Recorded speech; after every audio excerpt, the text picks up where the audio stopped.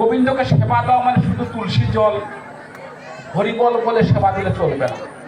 গোবিন্দ সেবায় নিজেকে নিবেদিত করতে হবে, নিজেকে সমর্পিত করতে হবে। আত্মনিবেদন করলেই তাকে পাওয়া যাবে। আত্মনিবেদনের সাথে সাথে ঠাকুরের চরণে কিছু কানাকড়ি দিতে হয়। কানাকড়ি ছাড়া একটু সন্তুষ্ট হবে না। এই যে এত ডেভেলপমেন্টের কথা শোনালেন রাষ্ট্রী মহোদয়, আমাকে অনেক ফিরিস্তি বললাম যে এই পরিকল্পনা রয়েছে।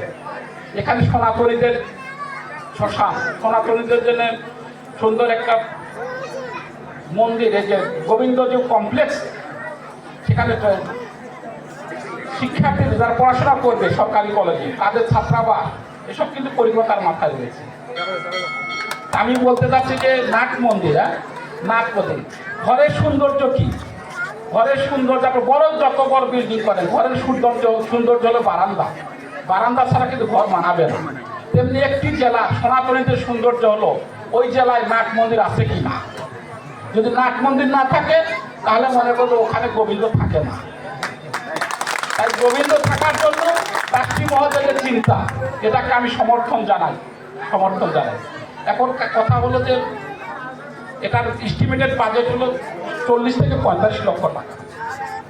তা আমি রাষ্ট্রপতি সুন্দর বলেছে, আমার ক্যাপাসিটি কথা বলেছে, আমার শক্তির কথা বলেছে না। আমি সর্বোচ্চ দিতে পারি 25 লক্ষ টাকা। কিন্তু আমার তো 64 জেলা, 64 জেলাকে তো 25 লাখ ভাগ দেওয়া যায়, কত লক্ষ পাবে হিসাবটা তো ভাগ অঙ্ক শিখতে হবে আমাদের। তাহলে 75 লাখ ভাগ 65 জেলা, 64 জেলা। কিন্তু আমি মনে করি যেহেতু ভাগ্যক্রমের আমি যেখানে থাকি রাষ্ট্রী মহোদয় যেখান থেকে রাশিতে মিলে যায়। আমরা প্রথমে ঋষি পণ্ডিতে গিয়েছিলাম ঢাকাতে, রামসীতা মন্দিরে গিয়েছিলাম, রাশি মিলে গেছে। আজকে অনুষ্ঠান রাশি মিলে গেছে। আমার যেখানে রাশি মিলে যায় সেখানে গোবিন্দ দর্শন হয়, সেখানে ভক্তগুলো হলো আসল। জীবন তো অনেক কিছু করলাম, বয়স তো কম হলো না, কিন্তু বেলাতে চলে যাচ্ছে। সূর্যাস্ত, উদিত সূর্যকে সবাই ভয় পায় না, যে সূর্য পূর্ব দিকে ওঠে, কিন্তু অস্তমিত সূর্যকে কেউ ভয় পায় না। আমাদের এই জীবনটা যখন অস্তর দিকে চলে যায় এমনি নিশ্চিত হয়ে যায়। আর সেই জীবন যৌবন কথা বলে না, আমার অঙ্গ প্রত্যঙ্গ আর চলে না, সবকিছু যেন ইশারা দেয়। কিসের ইশারা? আমার চিরন্তন সত্য যে যাত্রার পথ, আমার মৃত্যু পথ, সেটাকে ইশারা দেয়। সেই মৃত্যুর পথে যাত্রা একমাত্র সম্বল হলো হরিনাম। এই হরিনাম সম্বলটাকে আমাদের বাবা পাগলা একটা কথা বলেছে, ভেবেছে কি মনে অতি সঙ্গপনে, তুমি যাহা করে গেলে কেহ জানে না, বারে বারে পৃথিবীতে আর আশা হবে না, পৃথিবীতে আর আশা হবে না। এত সুন্দর করে মানব জীবন উপভোগ করার সুযোগ হয়তো হবে না, কিন্তু সেটা উপভোগ করা যাবে কিন্তু সবার সম্মিলিত প্রচেষ্টার মধ্যে আমরা গোবিন্দর কাজে নিজেকে নিবেদন করতে পারি। এর আমাদের যে কীর্তনিয়া, আমার লীলা কীর্তন দল কিন্তু রেডি, আমরা কিন্তু তাদেরকে প্রস্তাব করে রেখেছি। কিন্তু একটু পরে ওনারা কিন্তু অগ্রসর চলে আসবে না, ওনারা কিন্তু আমাদের আজকে শোনাবেন, লীলা কীর্তন শোনাবেন। লীলার মধ্যে লীলার মধ্যে শিক্ষণীয় আছে, যে শিক্ষা নিজেকে পরিবর্তন করতে হবে, পরিবর্তনের একটা মেসেজ থাকবে এই লীলা কীর্তনে, সেভাবে জীবনযাপন করতে হবে। যে নাটবন্দির কথা বললেন, আমি রাষ্ট্রী মহোদয়ের অনুমতিক্রমেই বলছি, রাষ্ট্রী মহোদয়ের অনুমতি দিলে। আর এখানে কিন্তু বড় বড় কিন্তু পার্টি আছে, অনেক কিছু বিষয় আছে, সবাইকে দেখা যায় না। তবে আকাশে চাঁদ কয়টা? একটা। কিন্তু ঠাকুর কাছে কিন্তু একটা চাঁদ আছে, এই চাঁদটা কিন্তু আলোকিত করে সারা বাংলাদেশকে। এই চাঁদের আলোকে আমাদের ছুঁতে হবে, চাঁদকে ছোঁয়া যাবে না, কিন্তু তার কাছে যেতে হবে, তার কথা চলতে হবে। যে চাঁদকে আমার সালাম এবং নমস্কার জানাই।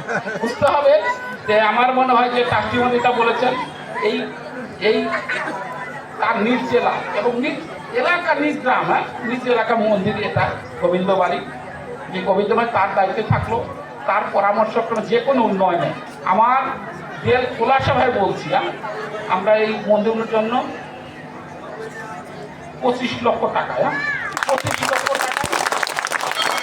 টাকা দেওয়া যাবে। কিন্তু টাকা হবে না, এটা হবে টেন্ডারের মাধ্যমে কাজ হবে। কিন্তু এটা বিজনেস সিস্টেমে হবে, এটা সিস্টেমে। সে নাট মন্দিরে যে 25 লক্ষ টাকার আপনাদের নিজস্ব কিছু পুঁজি ওখানে যোগ করতে হবে। আর ট্রাস্টি মহোদয় যেটা বলছেন 25 লক্ষ, তাহলে এখানেই তো অর্ধকোটি হয়ে গেল। এই টাকার কিন্তু ট্রাস্টের টাকা, আমার পকেটের না, ওনার পকেটের, ট্রাস্টের টাকা, সরকারি টাকা। সরকারি টাকা যদি এক জায়গায় আসে 50 কোটি, খারাপ হয় না, তাই না? 50 লাখ হলো, 50 লাখ, 50 লাখ এবং 50 লাখ, এটা তো আমরা দেখালাম, কিন্তু আমাদের পিছনে শক্তি কাজ করে, সেও কিন্তু অনেক বড় শক্তি আছে আমাদের টাউনটাতে, উনিও দিবে না, আশা করি উনিও দিলে আমাদের উন্নয়ন করবে। সবার জন্য শুভকামনা থাকলো। আমি ভালোবাসি আমার মাকে, আমি ভালোবাসি আমার ভাষাকে, আমার ধর্মকে। মা মাটি মানুষ যেমন আমার প্রিয় বস্তু, তেমনি সনাতনী গ্রন্থ, সনাতনী ভক্তবৃন্দ আমার মাথার হলো মুকুট, মাথার মুকুট। সনাতনীকে আমি সবসময় প্রণাম করি এবং স্মরণে করি। সনাতন হলো চিরন্তন সত্য, যে চিরসত্য কথা বলবে, জীবন পরিবর্তন করে দেয়, সেই সনাতন।